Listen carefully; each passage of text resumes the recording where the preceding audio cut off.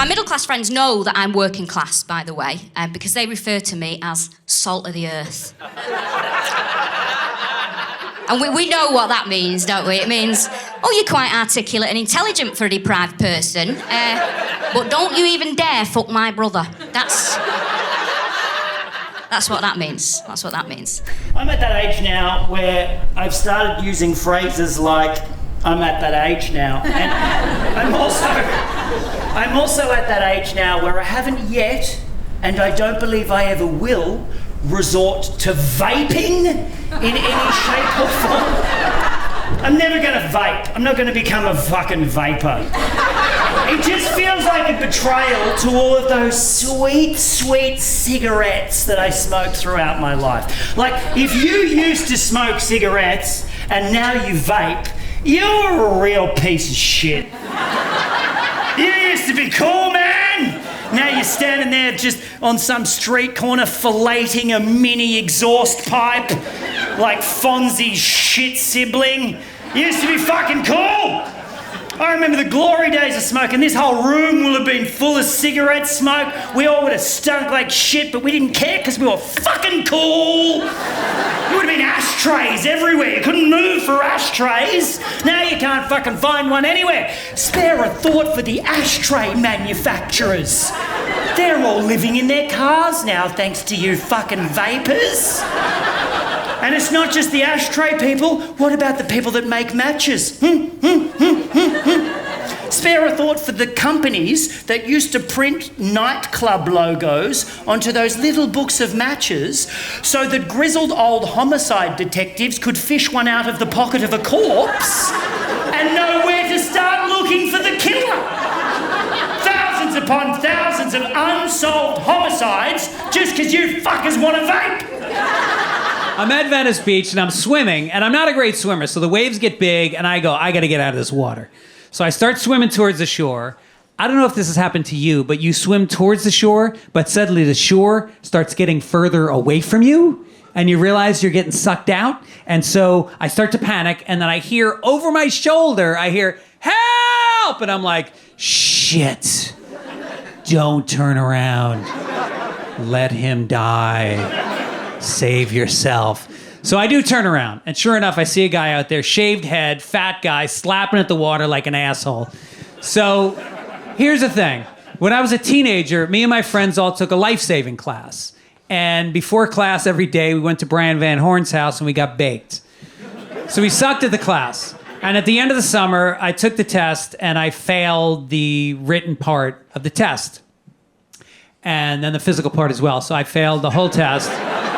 But I learned how to do what they call the cross-chest carry. So I get this guy in the cross-chest, I do a couple of strokes, giant wave comes, knocks us down, we get up, I find him, I get him back in the cross-chest, 3 more strokes, wave hits us. This goes on for like 4 minutes, which does not sound like a long time. It's a fucking long time. I can't breathe anymore. My muscles turn to putty, and I'm like, we're gonna die. And that's just when I reach down and I realize I could just touch my toes to the bottom. So I get behind him and I start pushing him, and the waves are hitting us and I'm pushing him. And finally we get to the point where like the water's like up to here, and I'm like, all right, I think we're gonna make it. And that's when the lifeguard boat comes screaming in. Tan young stud dives off the back, grabs my guy, starts bringing him in towards the shore. All of a sudden there's a crowd of people cheering, they're videotaping. He goes in, I get sucked back into the wave. I'm getting knocked around. It takes me another 5 minutes to get out. I'm walking towards the shore. It's pulling me out, the riptide, and I'm trembling. And I shit myself. In my bathing suit, and I just shook it out. And I got to the shore, and the guy runs up to me. The lifeguard doesn't see me. He's getting a hand job. And the guy goes, "You saved my life." He goes, "Are you okay?" And I go, "I shit myself." And he turned around and he walked away. So don't be a hero. Don't be a hero. We've been together 7 years all in, and it feels like we're just now entering into that next phase where, like, we went to a friend's wedding recently, and we saw the newlyweds just, all over each other, and we were like, that's gonna fade. You excited to go home tonight and not touch? Me too.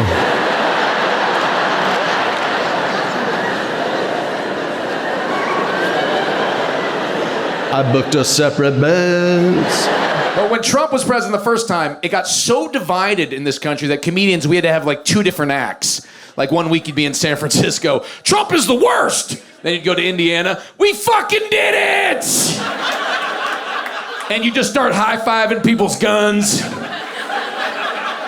You'd sing a Jason Aldean song and the whole crowd would come in the shape of an eagle. I think younger people, anyone younger than me, has got bad manners. They have. And when I say younger people younger than me, I mean my boyfriend is 5 years younger than me. And you wouldn't know he was 5 years younger, by the way, because he looks terrible for his age. Oh, he's ever so craggy. You don't know whether to fuck him or climb him. And yes, he is in the audience. He does know this is a joke. And he is around this area, which is why I can't look over there, okay? It's a blind spot. Go and sit near the back. What are you fucking doing there? Shut up. Now. But the thing is, he's the best looking bloke I've been out with. Don't look at him now. It's not about him. It's about me. All right? Do you know what? He'll walk out of here. He's a man. Everything's about him. Let this be about me. He's the best looking bloke I've been out with because I've been out with some great personalities. And honestly, I used to go out with one bloke. And I used to think, if you ever went to one of those caricature artists on holiday, you'd just come away with a lovely portrait.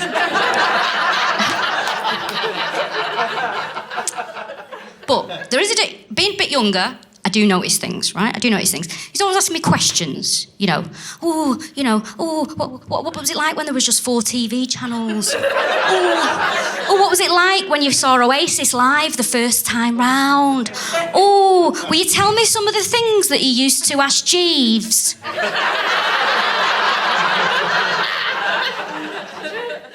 And he's always on his phone. I just think people, just that little bit of age difference, always on his phone. It's so fucking annoying. A world of information in his hand, learning nothing, right? And it's a madness. We are making ourselves ill. I am guilty of it as well. I wake up in the morning. I wake up at 7 a.m. I don't know what you pigs do, right? Wake up at 7 a.m. What's the first thing you do? You pick your phone up. You're scrolling through. You're looking at people that you've not seen for years. You're looking at rubbish. You're looking at and it's so harmful. I mean, if that was real life, if that phone was real life, and someone you worked with a decade ago booted in your front door at 7 a.m. ran up the stairs, got in bed with you, and went, "Do you want to see me holiday photos?" You'd be like, "No, Paula Hitler, I don't."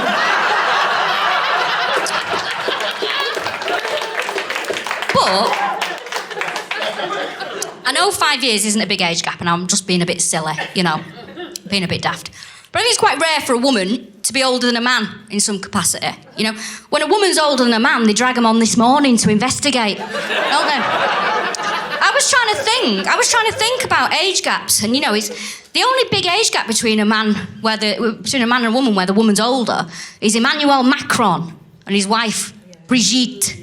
The president of France, Emmanuel Macron. Looks a bit like Ted Bundy. He does. Have a look. And do you know he was 16 when he met her and she was 40? She was his teacher. Creepy, but so French. Imagine she'd be like, "No, Emmanuel, no. Oh, Emmanuel, I have meats and cheeses and wines older than you. No, oh, okay, vive la France." That's the only one I can really think of, there are others, of course. But men, they're all at it. Leonardo DiCaprio with those little girls that he goes out with. Ronnie Wood from the Rolling Stones. I love the Rolling Stones. Ronnie Wood is in his 70s. His wife is in her 30s. I can't even eat raisins because of the texture.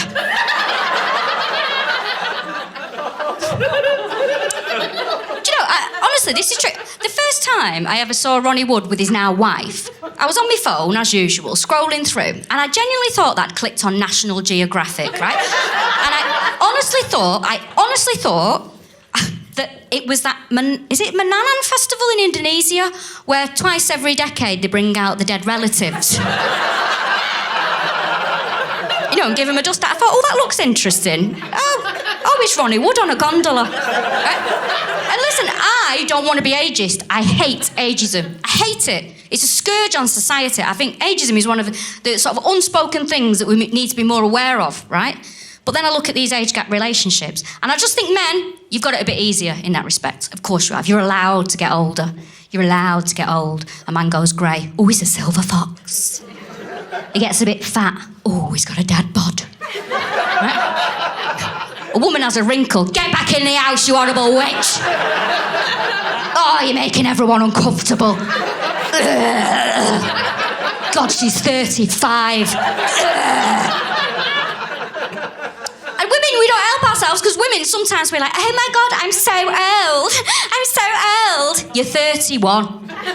You're not old. You've got another 50 years of this shit left. At 31, you're not old. The only time you're old at 31 is if you're a medieval French agricultural worker. There you go. There you go. That's when you're old, right? But this is it. I think subconsciously, men, you're allowed to get older because you're fertile for the entirety of your existence, right? You can reproduce the entirety of your lives. Women, we get told by nature that we're no longer fertile. We get we're hot flushes, the memory problems, the wild swimming. But men, you can just carry on, right? Al Pacino's in his 80s. He's one of the world's oldest known fathers. Come on, Al. Come on. Come on, a tits.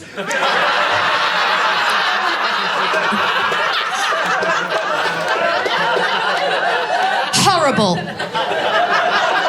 Horrible. I just think men, just because you can doesn't mean you should. Just because you can have kids doesn't mean you should. You should think a bit more about that. I think we should have a new ritual, actually. Bring something new out for older men. What we should do is when a man starts showing an interest in air fryers, and women that weren't born when he passed his driving test, what we should do is we should have like a little ritual in the village square, So if everyone comes to dance around a maypole, that kind of thing, and then what we do is we just attach their dick to a tap. And we just turn off the cum. That's what we do. Literally a stopcock. I don't know, get Gary Lineker down to do it or something, Make it fun for them as well. The thing is, I don't want children either. I do like children. I've got 2 nieces and a nephew who I love. They're brilliant. Well, one of them needs work, but it's not my problem. But I do. I like children because that's another thing. When you say, as a woman, oh, I don't want children, people mishear. They go, oh, is it your innards? No, I just don't want them. Oh, you horrible witch. You evil, cold woman. Right? I just don't want... The reason I don't want them is I don't want it to change. I don't want my life to change. Don't want it to change. Quite happy as I am. Like children, just don't want any of my own, I don't want to carry a bag of snacks that isn't for me. I don't want to spend all my time worried that someone's going to be abducted. I don't want Paw Patrol stickers on my nice furniture. Just putting stickers on things, aren't they? Horrible, right? Now, the thing is, I don't want to... And all of my friends now, well, most of my friends are now parents. They're having children. And I can't relate to some of the more middle-class female friends I've got because they sort of change when they have a kid. It's like they're the only person that's ever done it. The only mother on earth. That's who they are. And they talk to you, in a weird way. Like one of my friends, she's always like, oh my God, I love my body now. I love my body. I've made peace with my body. I love my body, it's given life. My body has given... And I'm sitting there thinking, what's my body ever done? Bent over due to a misunderstanding with an antipodean? But then and it brings out the worst in me because I hate people being smug. She's like, oh my God, I love my body. I'm like, oh, do you know what? If you love your body so much, go and look at yourself from the side in the mirror. And if you come back not crying, I'll high-five you. Go on.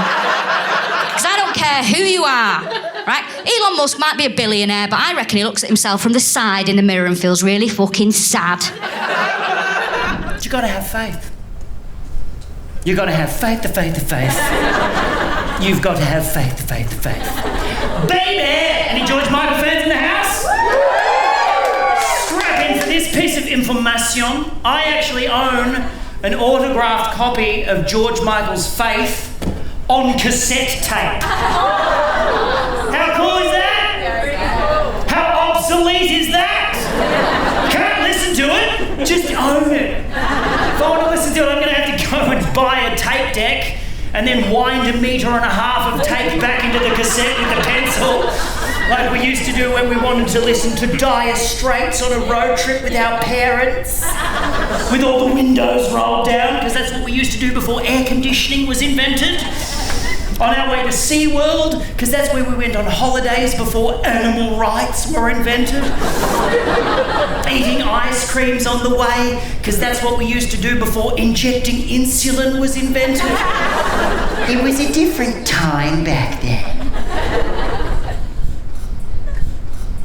I'm at that age now where I've started using phrases like, I'm at that age now. And I'm also at that age now where I haven't yet, and I don't believe I ever will, resort to vaping in any shape or form. I'm never gonna vape. I'm not gonna become a fucking vapor.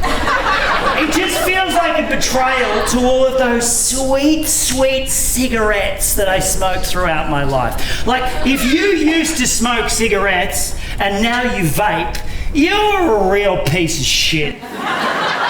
You used to be cool, man. Now you're standing there just on some street corner filleting a mini exhaust pipe like Fonzie's shit sibling. You used to be fucking cool. I remember the glory days of smoking. This whole room will have been full of cigarette smoke. We all would have stunk like shit, but we didn't care because we were fucking cool. There would have been ashtrays everywhere. You couldn't move for ashtrays. Now you can't fucking find one anywhere. Spare a thought for the ashtray manufacturers. They're all living in their cars now thanks to you fucking vapors. And it's not just the ashtray people. What about the people that make matches? Spare a thought for the companies that used to print nightclub logos onto those little books of matches so that grizzled old homicide detectives could fish one out of the pocket of a corpse and know where to start looking for the killer. Thousands upon thousands of unsolved homicides just because you fuckers want to vape. Bloody sick of it. Thank you, solitary clapper. Just one person. Yes, I agree, but no one else does, so I'll shut up.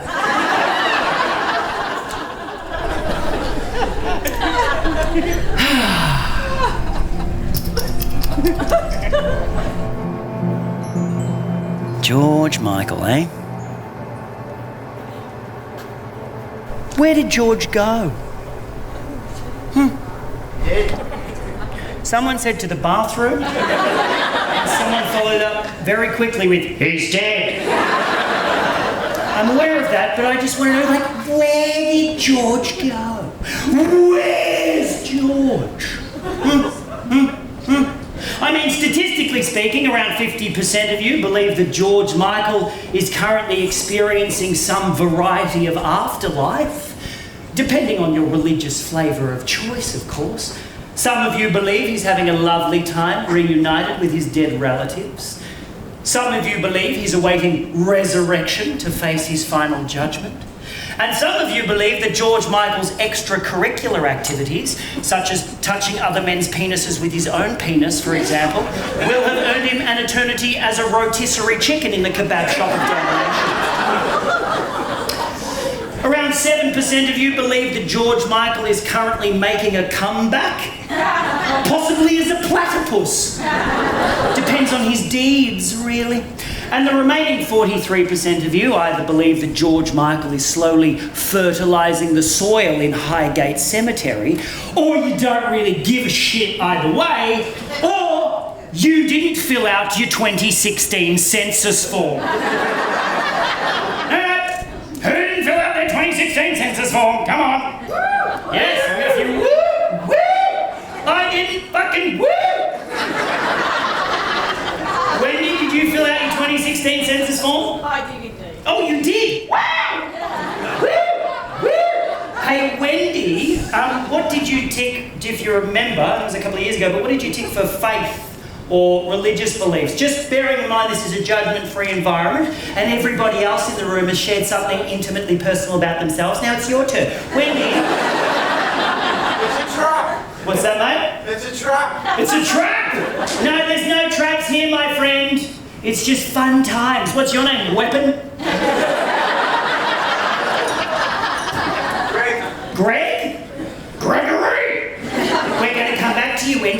need to address Greg for a moment. Greg, did you fill out your 2016 census form, Gregory? Too late. Too late? What do you mean, mate? They were very upset with me. You what happened? I missed it. You missed the 2016 census. Where were you, mate? Just punching a fucking cone somewhere. What happened, Greg? Were you overseas? Where were you, man? Just in Mullum? Just fucking sick. Just off the grid, mate. No, Greg? What would you have ticked for faith or religious belief if you had to fill it out? Do you have a faith system? I'm a Jedi. Oh, you're a Jedi! That's an option on the census these days. Do you have a practicing faith that goes along with your Jediism? Only on Tuesdays. You just using the Force on Tuesdays. The rest of the time you just fucking... Just imagining you just going like this and the bomb floating across the room into your hand. I can't see you, Greg, but I'm making some assumptions about your character. I hope I'm in the ballpark. In case the cameras pick you up, you're probably just sitting there in a business suit going, I've never tried drugs in my entire life. I'm merely on my way from Sydney to Brisbane for a business trip. I am insulted. Is that right, Greg? Or are you just fucking punching cones like a weapon?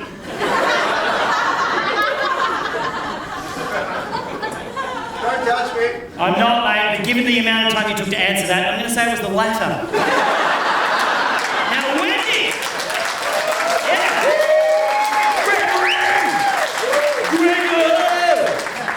Wendy, what did you tick for faith? You've had plenty of time to think about it now. Did you tick anything for faith or religious belief? Yeah, I'm an atheist, mate. You're an atheist? Oh, we've got some atheist fans in the house.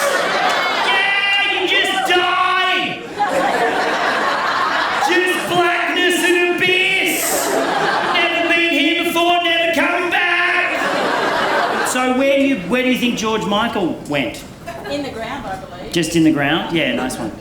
Personally, Wendy, I believe that George Michael was abducted by aliens. They were very active in 2016, the year that George Michael died. Those musician abducting aliens. Fuck, they got some rippers that year.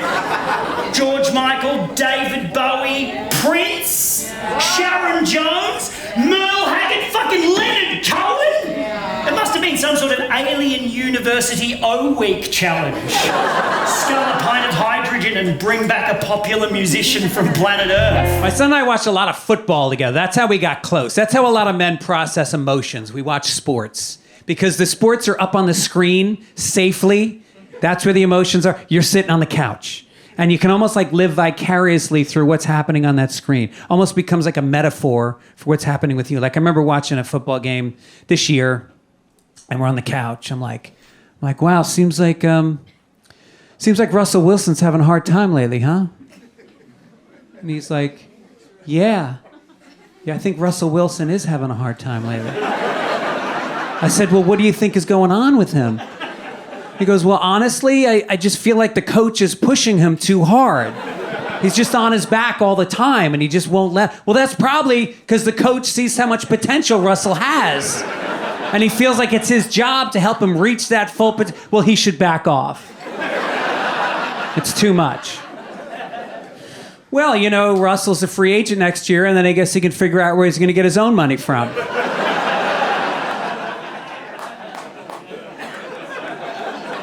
Dad, yes, son?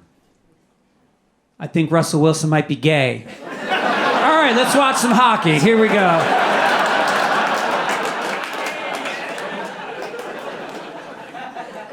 Here's a sport I can't watch. Baseball makes me want to die. Nothing happens, and it happens slowly. And the players don't care. They finally put a clock on it, but they need more clocks on it. It's the only sport where the players don't charge onto the fields. They just take their time. Everything is taking their time. They just kind of meander out. Shoelaces untied. They got a big gulp, smoking a cigarette. And you're like, all right, I guess we're going to start. And they're like, nah, we're going to play catch for about 5 minutes. While you guys wait. We're going to throw some grounders, play a little catch. Matter of fact, we're going to do it every time we switch sides. Catch starts again. So you watch that, and then you're like, all right, I guess now we're finally going to start. No. Now we're going to watch a guy in a magic white circle practice swinging a bat. He's been swinging it since he was this big, but he's like, how's this go again? Like, huh? Like that? True? And then finally he steps up to the plate and you're like, all right, now we're gonna go. And after 10 seconds, he's like, time out. I just need a couple more. I haven't quite, this. And then he finally digs in and now we're gonna go. No, we're not. Now the pitcher and the catcher, they got a little game they like to play. Where the pitcher looks at the catcher and he goes, guess which pitch I'm gonna throw? No, that's not it. Guess again. No, warmer. No, fuck all these people. Who gives a shit? Keep guessing. Finally, he gets it right. The guy throws the pitch. Batter doesn't swing. Whole thing starts all over again. Bullshit. Get rid of the catcher, get a bucket of balls, and just start whipping balls at the guy. Not next to him. What is that shit? Throw it at him. If you can hit him, he's out. That's the rule. Now he's going to swing at every pitch just to defend himself. And no more resting on each base. Oh, I'm safe on the bag. No, what are you, 7? Keep running. You keep running until you're tackled by a guy from the other team who's carrying the ball. And a bat. Every player should keep a bat in their hand throughout the game. I want to see 18 guys jacked up on steroids, frothing at the mouth, swinging bats at each other. That I would watch every night.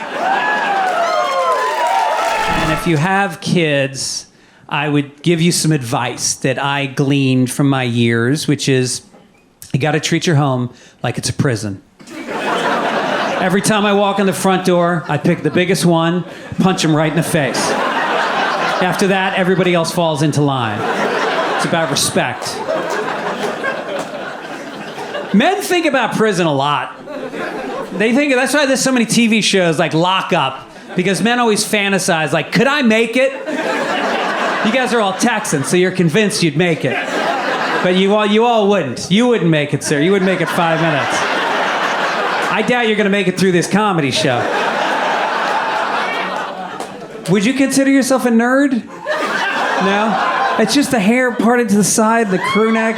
What do you do for work? Computer engineer. Computer engineer! There we go. And among computer engineers, would you be considered cool? Yeah, you got a mustache? You got a little mustache going? I didn't see it right away, but in the right light, I can totally see it. Yeah, you're a badass. You got your little cubicle, you got the rebel flag up there. I love this guy. That's what's funny about Texas, is guys all dress, at least you're dressed like a computer programmer. A lot of guys, every guy in Texas wears like the shirt with the snaps on it, and the cowboy hat and the boots, and they go and sit in a cubicle and sell insurance all day. But they got the shirt because the shirt, I've seen it on cops. You guys, when you fight, shirts got to get ripped off right away. That doesn't scare me. When I get in a fight, I take my pants off. Because who wants to fight a guy with no pants? And an erection makes people uncomfortable.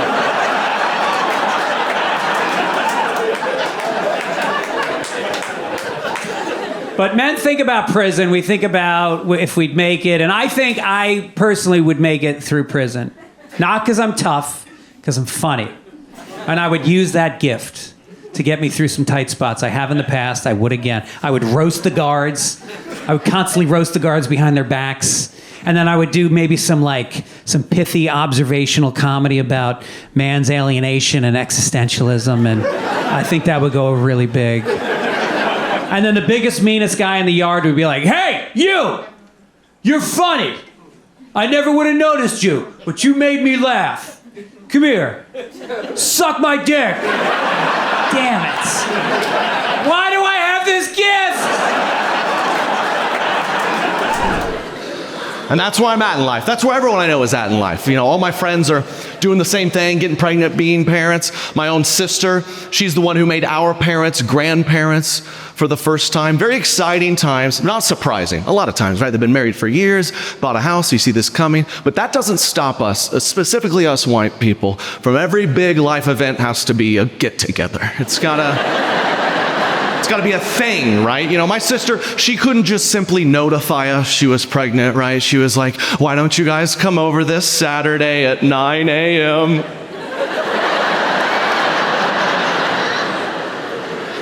Right, she's got the hidden cameras every corner. And I show up, I'm a good sport, but I know what's coming. I'm excited, I'm not surprised. No, my mother, you would have thought this idea never crossed her mind. Her whole life. She hands her a shirt that says best grandma ever, and she's like, oh my gosh, are you serious? Are you kidding? I was like, Mom, she usually pounds the wine. She's been drinking LaCroix for 6 weeks. She usually Ubers to family night. You're shocked by this? Everything's a big deal, right? We're pregnant. What's next? The gender. Got to find out the gender. You got to do a thing. My sister, she came to me. She's like, Trey, don't kill me. I want to do a little gender reveal. Something simple. Nothing that like birds down the West Coast. And so she was like, Trey, as my one and only sibling, my big brother, I want you to do the honor. I'm going to have the doctor call you with the results, and then you tell the bakery what color icing to put inside the cake. Yeah, in Utah, I thought about ruining it. I thought about it, I asked, I was like, I'll pay double for yellow. I'll pay double. What does that mean? I was like, oh, you're having a Teletubby. I don't know. No, I do my job right. She's there with her husband. They cut the cake, revealing pink icing, meaning it's a baby girl. Everyone's excited. And then the first thing out of my sister's mouth, instantaneously, she wants to know. Sometimes, ladies, you give us too much credit. You do. She was like, Trey, how hard was it to keep the secret? How hard was it? He was the only one who knew in the whole planet. How hard was it not to tell everyone the gender of my child? I was like, not hard at all. You cutting the cake reminded me what it was. I didn't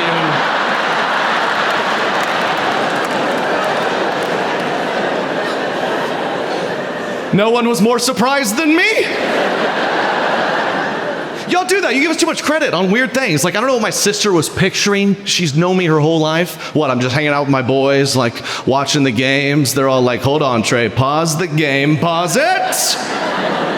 We're not watching the second half until you fess up about the gender of your sister's unborn child. It's like, I wish I could, Connor, I wish.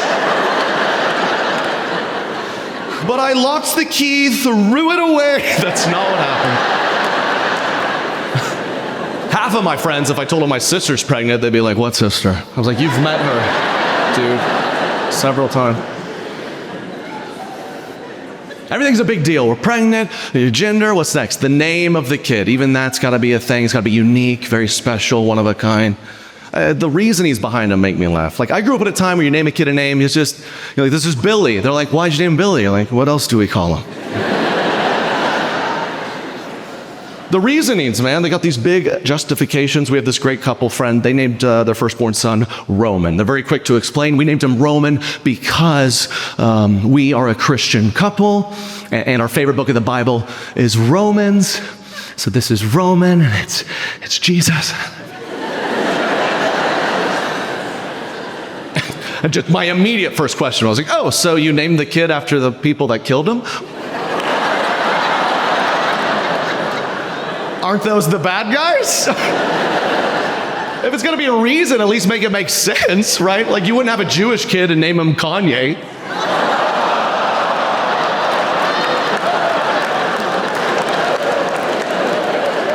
I've never met a Kanye Goldstein in my life.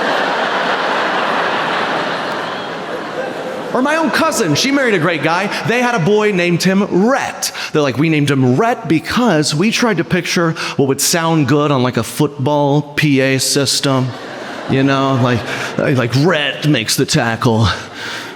Rhett tackle. I don't know. I was like, dude, you barely made JV.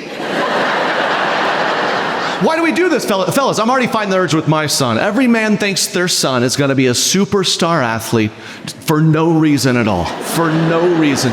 It's like, dude, he's going to be like you. He's getting your genes. Unless, is it a blindside situation? Are we picking out some talent? Because otherwise, bro, you have a 12-inch vertical and the chick you married is 5'3" and doesn't like to get sweaty. So who is Rat Tackle?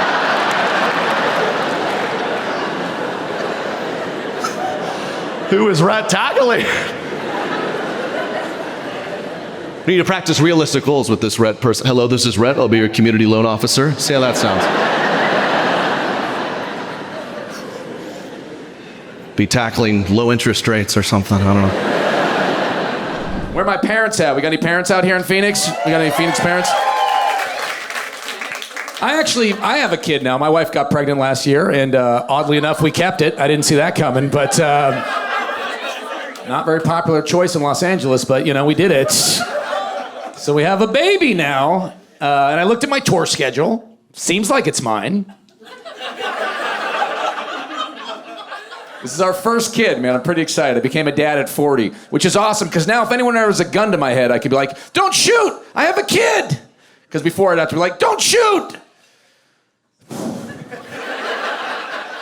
start thinking about my life. I'm like, oh, he should shoot, actually. Give me the gun. I'm going to shoot right now. I'm going to shoot myself.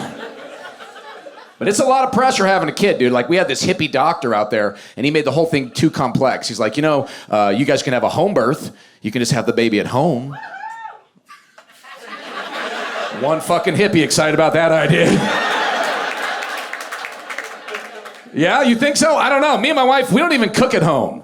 I was like, can it be delivered by DoorDash? That's really where we're at right now. So we get the baby home, and my wife immediately has a panic attack. She's like, oh my God, what if I can't breastfeed this baby? What if it doesn't like my nipples?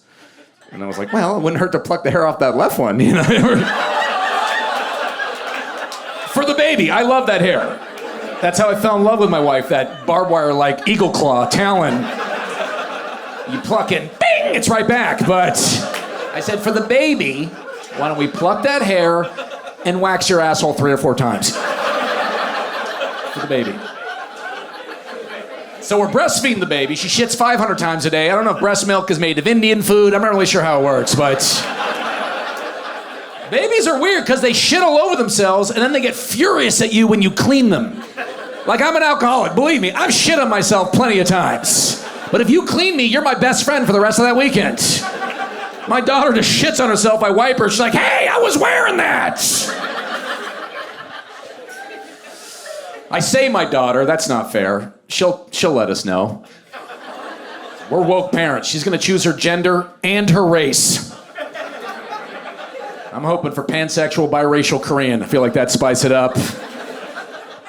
No, but we are very woke parents. We've been letting our daughter drink Bud Light throughout this whole controversy. I think that speaks well for us. But actually, here's one of my favorite things to do with my daughter. I like to take her, I like to dress her up in really pink frilly outfits. I like to dress her up in pink frilly outfits and then take her to like conservative places. And then people say, oh, your daughter's so cute. And I say, this is my son! How dare you! Try that in a small town. No, but the truth is, if you're a parent, you just want them to be healthy, right? Like, I would have no problem if my daughter turned out to be a boy. I just hope she'd figure it out fast. I don't want to raise a girl till she's 18, and then she's like, I was a boy this whole time. You're like, bitch, we could have played with better toys. And you're like, wait, is that a trans joke or a sexist joke? It's non-binary. That's what that joke is. It's a little bit option A, a little bit option they. But I hope she remains a girl. I don't want to raise a guy. Men do all the bad shit, right? Men do all the evil stuff. They're the mass shooters. They're the fucking evil people. You have a son, he might rise up, he might end up doing something terrible. You have a daughter, what's the worst that happens? She becomes a teacher that bangs a student. That's about as bad as it gets. And what's the worst that happens? My daughter becomes a stripper, performs on stage like her dad, but actually gets paid. Bring it on. Make it rain on her. Come on. I want a beach house.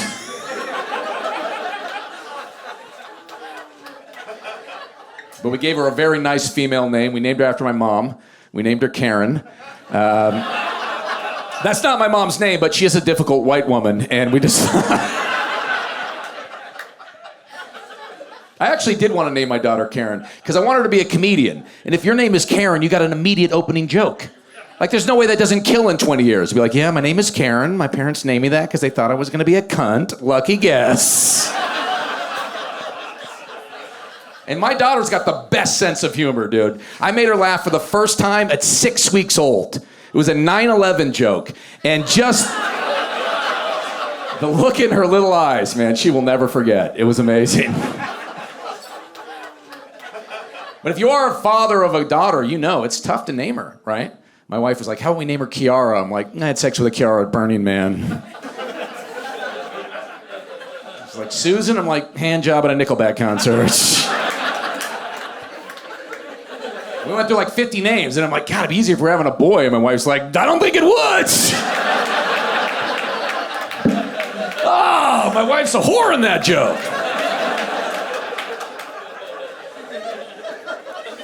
And I got a great wife, dude. I got an awesome wife, dude. She is beautiful, smart, rich. That's not why I married her, but it's not why I married her. It's definitely adjacent to why. And let me tell you, it is way better to be with someone who has money than someone who doesn't. That's not a joke, that's just a PSA, really. It takes all the pressure off the marriage. Like, if my marriage doesn't work out, it worked out. People are like, dude, I heard you got divorced. We're like, no, I bought a boat. That's what happened. Yeah, man, my wife is paid. I always thought, like, you had to get famous to make money as a comedian. Turns out, you make one nerd laugh in Portland, set for life.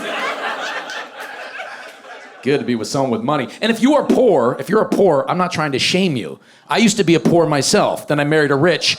I ascended. So I'm just trying to inspire up here.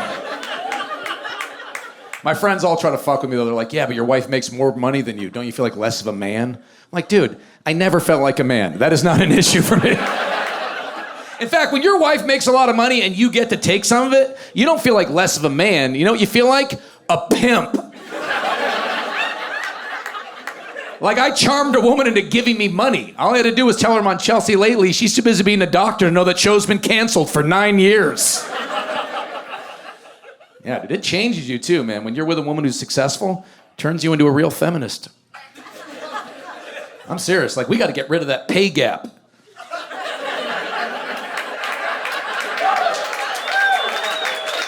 These women got to get paid more.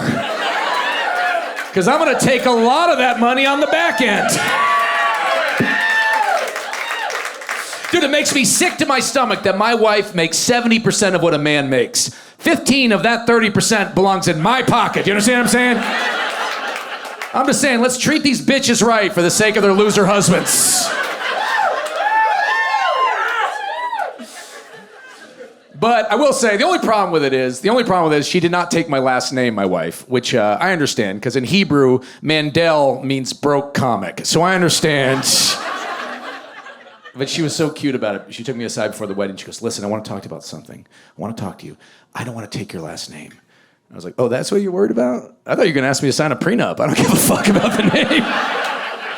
Like, I'm going to take your name. I need better credit. But yeah, dude, I married a doctor. How cool is that, huh? Fucking doctor. I married a doctor. Well, she's a urologist, so that's a dick doctor. That's true. That's not how we met, but that is what my wife does. All day long, she just looks at dicks. Not like my ex-girlfriend used to, but like in a professional way. And during COVID, it was so weird because they shut down the hospitals, so my wife would have to sit in a room looking at dicks on Zoom. How was your pandemic? I'd hear my wife in a room like, oh, you gotta hold your dick up to the camera. Now you hit the filter, now your dick has whiskers. And then she'd come out of her room like, I'm so tired of looking at dicks. And I'd be like, you're gonna hate what I have planned for tonight. Dude, I didn't even know there were dick doctors. I thought dicks were like horses. They get sick, you put them down. But no, there's my wife, giving them mouth to mouth, getting them back on the track. Could you do it? Guys, could you do it? Could you be with a woman who looks at like 40 dicks a day? And then you gotta show her yours and she's like, well, better than my 3 o'clock, I guess. The only thing I tell myself is if you're a dick doctor, you probably don't see the best ones, right? No one goes in there like, what are you here for? Me? A fucking high five? Look at this. Grabs the nurse.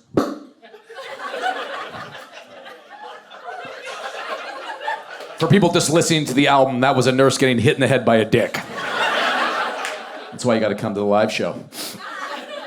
But you know what she told me, though, my wife? She is a dick surgeon, and she told me they still cannot make dicks bigger.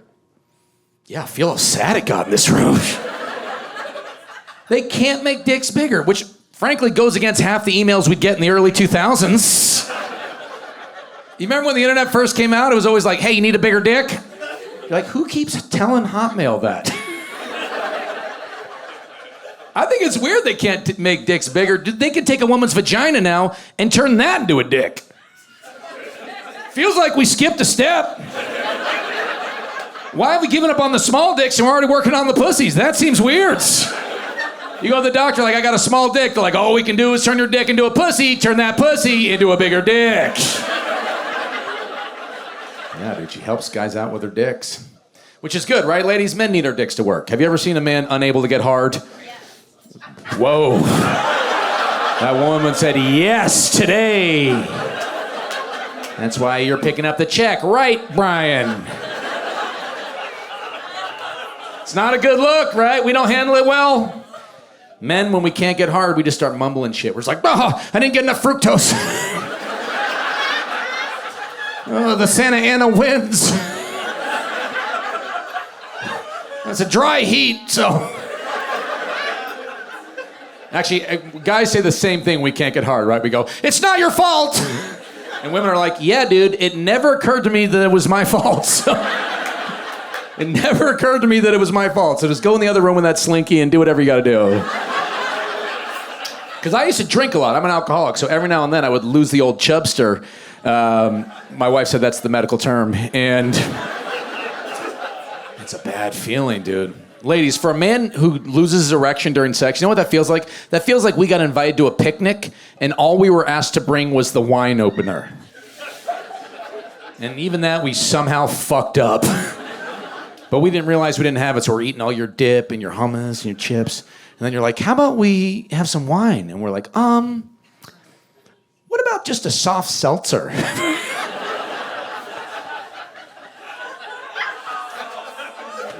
My wife is good at sex. She is a very good lover. She's a very good lover because she's a urologist, so she understands the equipment. Sometimes she just chops me in the right spot. I shoot out a gold coin. The pit boss comes out. But yeah, so that's sex. And that's sex.